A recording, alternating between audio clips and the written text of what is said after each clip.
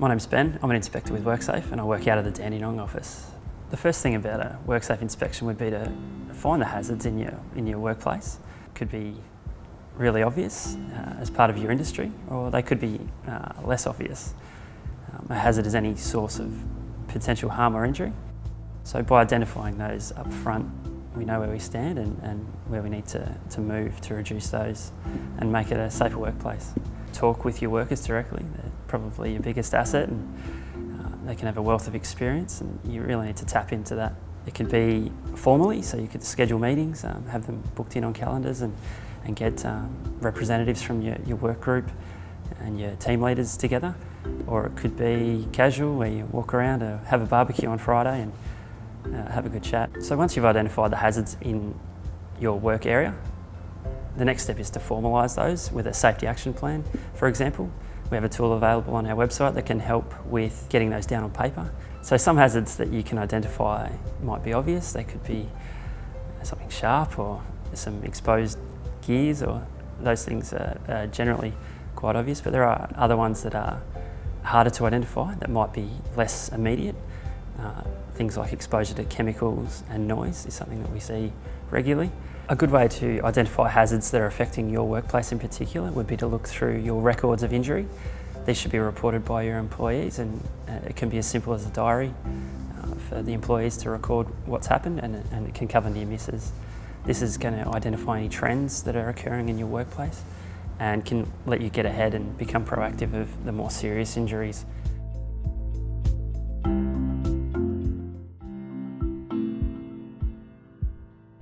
My name's Cheryl and I'm an inspector at WorkSafe based at our Essendon Fields office. Once you've identified your potential hazards, then what you should be doing is an assessment of those hazards. So when you're doing your assessment, you need to consider all of the things involved in the task.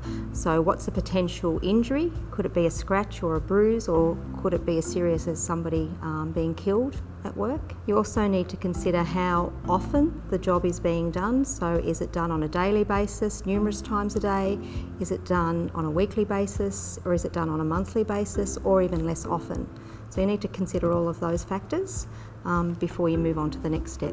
Once you've done that part of the assessment, then you need to put them into a priority order. So the ones that have the highest risk, you need to implement some controls around those in the first instance, and the ones with the least amount of risk, then you would start looking at what are some of the controls that you could put in place. And once you've got your list of hazards, then you should review that on a regular basis, and that can be up to the workplace to determine. It might be that you do it monthly, it might be that you do it every 6 months or on an annual basis.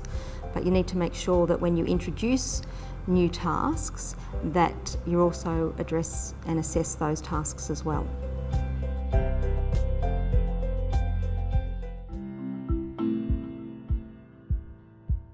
My name's Damien, I'm a WorkSafe inspector based out at the Geelong office.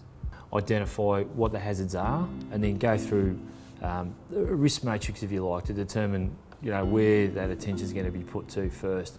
Once you've identified those hazards and you've identified where that attention needs to be addressed, if you like, how we're going to prioritise it, engage the staff, get the staff engaged in the process, and get the feedback from them in terms of how they think things should look. A lot of the times the best suggestions come from the employees. They're the ones dealing with the hazards day in, day out. That's really key through the process. In terms of the way the risk is eliminated, that's what we look for firstly. Can this risk be eliminated? Is this task required to be done? From there, if we determine that this process needs to take place and it can't be eliminated because this is the process that needs to be done, we look at the way, in terms of alternative methods in terms of how the task can be achieved. Often those solutions won't be there, right at the forefront during those discussions with the employer. Those things may take a bit of time. I tend to promote WorkSafe's website as much as I can. I find it very good, just even internally, in terms of sources of reference. I direct to the employers there wherever I can. A lot of the times when you do talk to the employer representatives, a lot of them have had previous experience outside their current workplace, and obviously that experience is quite relevant to what they're doing, hence why they're in that role. So You can offer some suggestions at times, and they will help you sort of tease that out a little bit more. So they'll say, at our previous job we did A, B or C. So they've already got that industry experience and they've already got some exposure in terms of some potential better practices that are being developed. There may be some networks already established within that industry where they can get that information from.